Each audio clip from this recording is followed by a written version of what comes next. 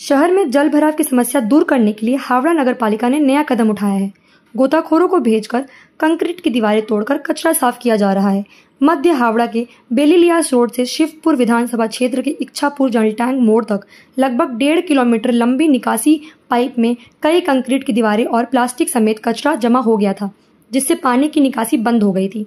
इस समस्या के स्थायी समाधान के लिए विशेषज्ञों की सलाह पर हावड़ा नगर पालिका ने यह कदम उठाया है। नगर पालिका के मुताबिक प्रशिक्षित गोताखोरों को भेजकर पाइप के अंदर जमा कचरे और कंक्रीट की दीवारों को तोड़ने का काम शुरू हो चुका है। गोताखोरों की सुरक्षा के लिए जीवन बीमा समेत सभी आवश्यक कदम उठाए गए हैं। हावड़ा नगर पालिका के मुख्य प्रशासक डॉक्टर सुजय चक्रवर्ती ने बताया कि अगले 2-3 हफ्तों में काम पूरा हो जाएगा। इससे 19, 20, 21 और 22 नंबर वार्ड में बारिश के दौरान जलभराव की समस्या दूर होगी और वहां के लोग लाभान्वित होंगे। पिछले साल नाले की सफाई के दौरान इस समस्या पर ध्यान दिया गया था।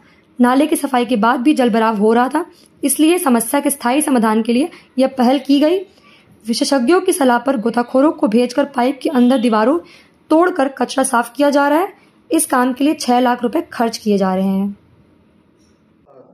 এটা টোটাল লেন্থটা হচ্ছে প্রায় 1.5 কিলোমিটার এবং এটার ডায়ামিটার পাইপটা সুয়ার লাইনের পাইপের একটু কোথাও সরু আছে, কোথাও চওড়া আছে। যেটা সব থেকে চওড়া আছে সেখানে 1400 মিলিমিটার হচ্ছে ডায়ামিটার, আর ন্যারোয়েস্ট পার্টটাই হচ্ছে 900, অর্থাৎ 900 এবং 1400 পুরো লাইনটা 1.5 কিলোমিটার জুড়ে।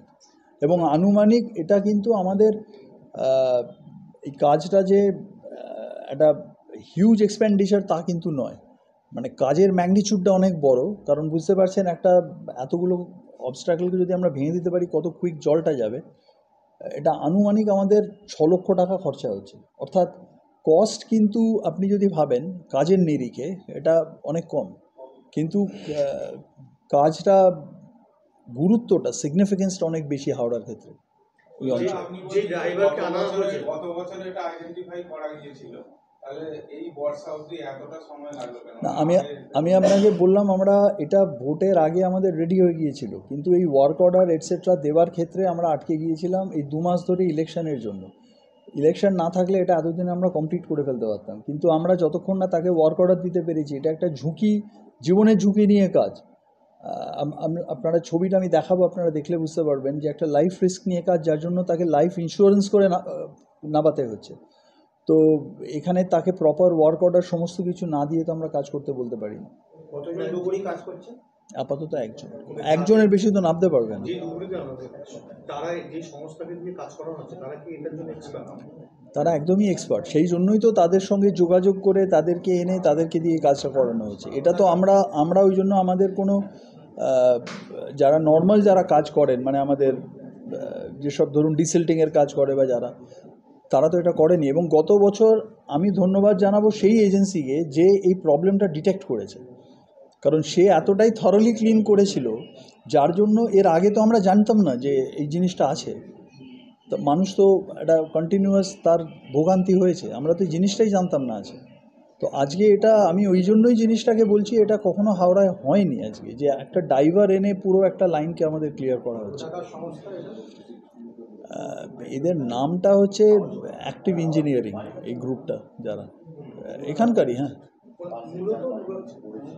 কোর্টের নির্দেশ আছে ম্যানহোলে কোনো মানুষকে নামানো যাবে না বা তাদের কিন্তু পরিষ্কার করা যাবে। সেখানে আপনি একজন ডাক্তার হিসাবে একজন মানুষকে ড্রাইভার হিসাবে এই কাজ করাচ্ছেন, এটা কতটা? দেখুন, আমি প্রথম কথা বলি, এটা নর্মাল ম্যানহোলে নামিয়ে কাজ নয়। আপনি বুঝতে পারছেন, একজন মানুষ যখন নামছে তার পাশে সমস্ত রকম সাপোর্ট আমাদের মেডিকেল থেকে সব কিছু থাকছে, নাম্বার 1। নাম্বার 2, একটা ইন্স্যুরেন্স করে করানো হচ্ছে। এবং এই কাজটা এটা এরকম নয় যে আমরা রুটিন ক্লিনিং করাচ্ছি কারোকে ম্যানহোলে নামিয়ে। এটা একটা স্পেসিফিক কাজ যেটা ড্রাইভাররা করে, যার জন্য ড্রাইভারকে এনে করাতে হয়েছে। এবং এই স্পেসিফিক কাজটা অন্য কোনো সাধারণ লোককে দিয়ে এটা করানো সম্ভব নয়। এবং শুধু এটা আমরা করাচ্ছি না, এটা যে গ্রুপ করছে তাদের ক্ষেত্রেও যদি কোনো অবজেকশন থাকতো তারাও তাহলে জানাতো। তো এটা একটা মিউচুয়ালি, তারাও এই কাজ করেন, এর আগে করেছেন, সেই জন্যই তারা এখানে করছেন। অতএব আমার মনে হয় না এটা কোনো মেজর ইস্যু হবে। তার কারণ হচ্ছে কাজ করানোর জন্য যা যা সাপোর্ট, লাইফ ইন্স্যুরেন্স থেকে শুরু করে মেডিকেলি এভরিথিং, সেটা আমরা সমস্ত দিয়েই তিনি কাজটা করছেন।